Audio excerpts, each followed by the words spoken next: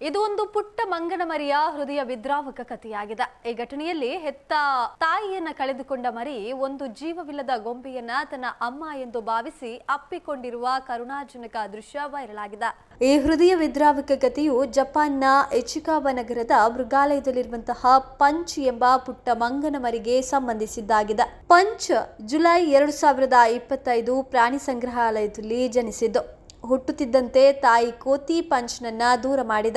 ಹಾಗಾಗಿ ತಬ್ಬಲಿಯಾದ ಆ ಮರಿಗೆ ಅಮ್ಮನ ಪ್ರೀತಿ ಸಿಗದೆ ತನಗೆ ಸಿಕ್ಕ ಒಂದು ಗೊಂಬೆಯನ್ನೇ ತಬ್ಬಿಕೊಂಡು ಆಶ್ರಯ ಪಡಿತಾ ಇದ್ದ. ಗೊಂಬೆಯೇ ತನ್ನ ಅಮ್ಮ ಎಂದೆನಿಸಿದ. ಮರಿಮಂಗಗಳು ಸಾಮಾನ್ಯವಾಗಿ ತಮ್ಮ ತಾಯಿಯ ಹೊಟ್ಟೆಯನ್ನ ಬಿಗಿಯಾಗಿ ತಬ್ಬಿಕೊಂಡೇ ಬೆಳೀತದೆ.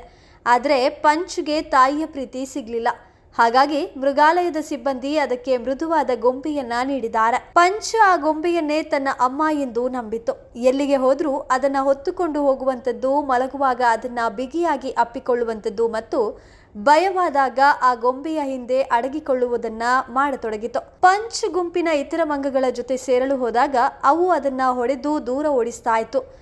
ಅಂತಹ ಸಂದರ್ಭಗಳಲ್ಲಿ ಪಂಚ್ ಅಳುತ್ತಾ ಓಡಿ ಬಂದು ತನ್ನ ಗೊಂಬೆಯನ್ನ ಅಪ್ಪಿಕೊಳ್ತಾ ಇದ್ದ ದೃಶ್ಯ ಸೋಷಿಯಲ್ ಮೀಡಿಯಾದಲ್ಲಿ ಜನರ ಕಣ್ಣೀರು ಹಾಕುವಂತೆ ಮಾಡಿದ. ಇತ್ತೀಚಿನ ವರದಿಗಳ ಪ್ರಕಾರ ಮೃಗಾಲಯದ ಮತ್ತೊಂದು ಹಿರಿಯ ಹೆಣ್ಣು ಮಂಗ ಪಂಚ್ನನ್ನ ಪ್ರೀತಿಯಿಂದ ಒಪ್ಪಿಕೊಂಡಿದೆ.